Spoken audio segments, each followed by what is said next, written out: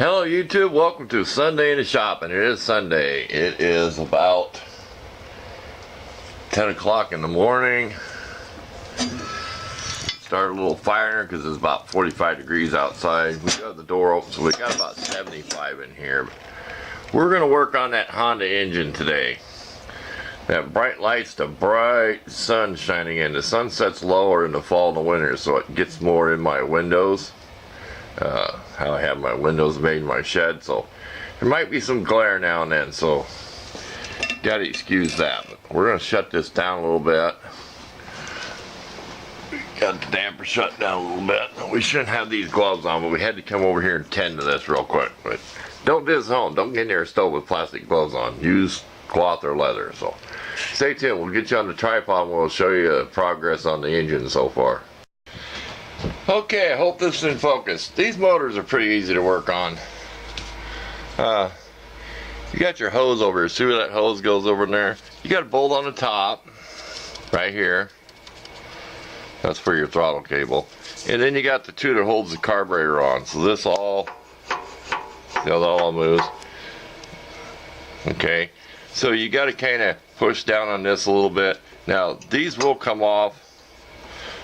See, that will come off. We're not going to take it off now because we're keeping everything in order. We're going to snap a picture of it, but pretty simple to get it off. That's why when I poured gas down it, I didn't pour very much. It probably would have popped over because you got a long ways to go from up here clear down to here. So the gas is really stinky and old. So this is not going to be a total carburetor rebuild video, but I do want to show, I only found one video on YouTube that showed the gas shut off. And here's the thing, it's got 4 holes in it for your gas shut off. That could be the part of the problem because the gas was on when I got it. So it's probably on for years. Leak fuel in there, it's probably gummed up. I may have to get that piece. We hate to drain the gas in the inside of the building here with the stove and everything going. We have no choice. So we have another piece of hose to stick this in and go to a jug. So we're going to be pretty careful on that. Plus we're going to have a vice grips ready to squeeze the hose in case it gets out of control. There's a little clamp on here. Let's see if we can spin around. See if you can see it back there. A little clamp on there. So we're going to take this off. We're basically just going to show you what the problems are. And I have no carburetor cleaner. I don't believe it.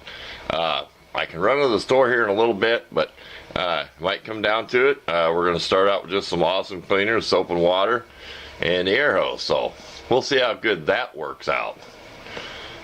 We need to order any parts.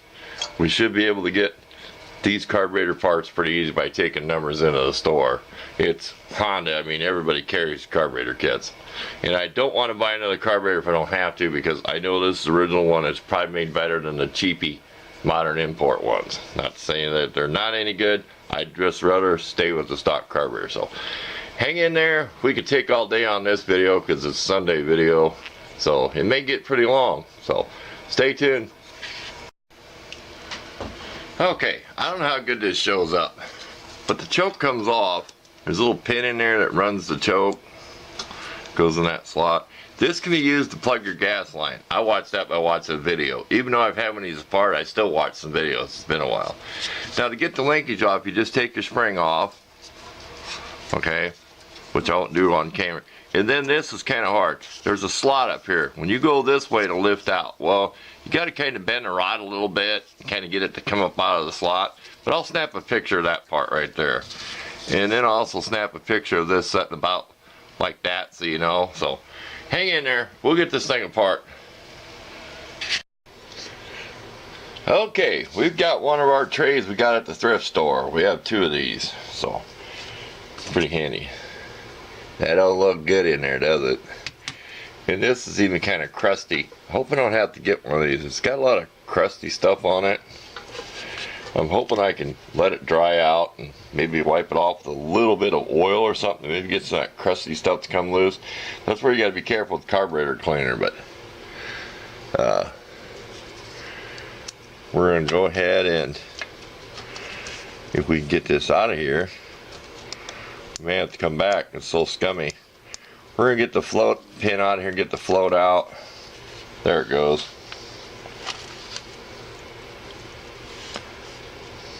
Now these have a spring in here. We have to put it through the slot. Can you see that slot? We will check this float to make sure it doesn't leak. We're not going to shake it right now and lose that. I said, things you don't want to get carburetor cleaner on, especially I use that heavy duty, I can't even tell you the name of it, Chemtrol, whatever. I use that heavy duty stuff and it'll eat plastic. It takes paint off. So the next thing we're going to do is take off the fuel shut off look in there. Now, not to make a whole big long video on this, there is one part I'd seen in a video. We have to take this out. You take out your idle stop screw, and then this will come out as part of the carburetor. This does not have an idle adjust. Well, yes, it does. If you heat that with a soldering iron, see that? They say you can get that cap off, that limiter screw. We don't want to take this gasket off because it's stuck on there. We don't want to have to buy anything we don't have to. We can always buy that in the future if it does leak. But you can take that off. They say if you heat it up, which we are going to attempt once this is clean, there's no gas around it. We're going to try to heat it up with our big soldering gun and see if this cap will pop off here. And that way it's not limited. You can actually just, that's the pollution control, so you can't mess with it. But just throwing a few tips in there that I found from watching videos. So, as I said, we don't really care how long this video is today. So, I'll have to take this shutoff apart. It feels pretty stiff, but it is been setting. And like I said, it was left with the gas turned on that way for who knows how many years. And there's still gas dripping out of this thing. So, hang in there. We got a rag to keep wiping our pan off. And I wish I had some carburetor cleaner so it'd be a better smell in this stinking old gas. So, stay tuned. Okay, here's what's in here. See that 4-hole rubber thing? You can turn these around and reuse them because these 2 holes where it's silver sets on pegs. And then it has a slot in it. Can you see that? There you go. So it shuts the gas on and off. If you go this way, you're shutting off the flow. And you go this way, you're opening up both holes. Gas can flow. Okay? And on top of this piece right here, there's this little spring washer. And then there's the cover, and of course the 2 screws. Now, here's the problem. We can't get this off. We put everything on here has been 10 millimeter. Okay? From the nuts to the piece for that air cleaner, that black pipe, everything's been 10 millimeter. This, I put my 10 millimeter on here and I rounded it. Started to round it. We're going to look for something that's a 6-sided socket on that. And we have to find a way to hold it, stop breaking anything. So we may put it in a vise with, you know, our cardboard jaws like this. Because we don't have any choice. If we don't take this off, you know there's a bunch of junk in there. That's called like the sediment bowl. You know it has to come off. So stay tuned and wish me luck. Wish me luck at getting that off there. So that's our next step to do. Heating this up with a hairdryer, and I put some nut blaster spray, that TV whatever spray. We're going to heat it up till it's warm. We're shielding that because there's a plastic piece there, of course, where the float goes. So we're trying to keep our heat concentrated just right out here. This hairdryer has a metal tube hooked to it.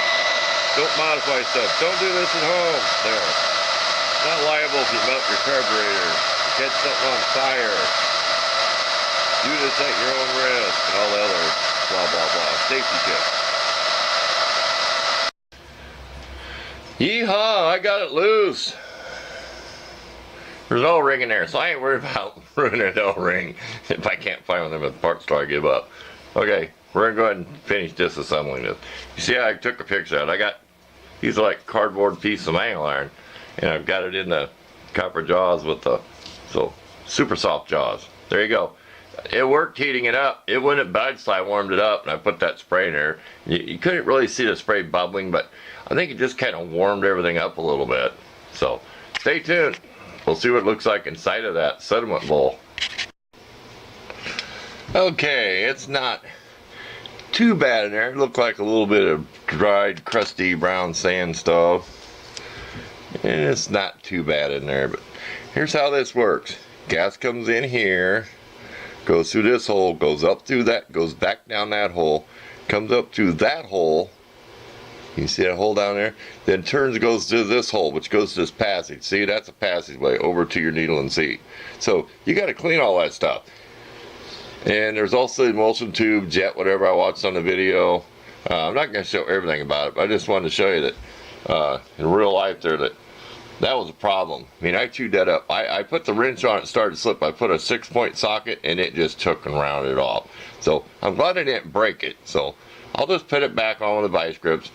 And the O-ring is a little gummy. Can you see it down there? I think once I clean it up, it'll soften up and I can reuse it. And I do have picks to get that out of there. So we're going to take a break. I think we deserve it. Then we'll be back with whatever else. This is going to end up being a long video today. And of course you won't be seeing it till late afternoon or this evening. So at least it's something to do on a Sunday. It is getting nice out. It's supposed to be about at least 60 degrees. And I've got about 78 degrees over on the thermometer on the wall. So we're not cold in here. We're just getting gassed out with all that stinky gasoline fumes. Okay, we just got a heavy concentration of dish soap. And you can see where that's kind of clean there. We'll take some steel wool to get the rust, but it'll wash it out. And then I've got the O-ring soaking, like this O-ring, and I took a picture of that, and this O-ring soaking. And you can see the float back there. You don't have that crusty stuff. And I took a picture of this, all that sediment in there underneath that O-ring. You're not going to see it. Trust me, I got a close-up picture of it. I did that before I even started talking here. And I mean, I'll be scrubbing everything. So we're just doing the soap and water thing in the air hose. It's probably better than carburetor cleaner because there's so many plastic and rubber parts in here. It's probably better I'm doing it this way. But we may get some carburetor cleaner tomorrow, like for the emulsion tube, things like that. We have our torch tip cleaners, wire. Hold on, we'll bend down here. We got some tag wire. This is on the engine. That's called tag wire. And that works good too for real fine holes. So we need to put this up and save that wire somewhere. You don't come across that every day. So hang in there. This might be a 2-part Sunday video if we don't watch it. We're just taking too long here. Too much talk, not enough work. Okay, I'll show this part for anybody interested in these carburetors. Really, that's your idle stop screw that I was talking about, was on top of here. Okay, and then this piece will come out. And then you carefully get a screwdriver under there and this piece will come out. There's little holes in there. I'll take a little close-up picture of that. Might be able to get one down the carburetor, but all I see is a hole down in there. But I have my, carefully using these torch tip cleaners. Don't make a hole bigger in a jet, but I also got that piece of tag wire I was telling you about. Kind of like a twist them off a loaf of bread. But okay, I'm going to try to keep these little clips short so this is not a long video. Okay, here's your jet. Here's that emulsion tube. I'll take a picture of real small holes. And I used a big screwdriver to get it loose. Use a little and take it out. Do not ruin your threads by having too wide a screwdriver shoving down in there. Not lecturing, but we're probably going to use a tag wire on this emulsion tube because they're really fine holes. We'll try to get a close-up picture. We're almost done with the video today because there's no use showing it going back together. And the next video you'll see on it, it's either going to run or it's not going to run. I did take this gasket off real carefully because I'm going to be soaking this in the tub of soapy water overnight or for several hours or whatever. So stay tuned. Before I end the video, I'll come back and say something so you know it's the end. So hang in there. We'll get this done. I'm starting to get tired. I've been standing on my feet at the bench. Okay. Sewing needle just barely fits in there. Don't try to make a hole bigger. It'll fit through the holes on the right side. So there you go. You have to clean all these little holes in this tube. Then we're going to take the air compressor to it. But we're also going to let it soak overnight in the soapy water. So thanks for watching this week. I hope the video is not too long and not too boring. But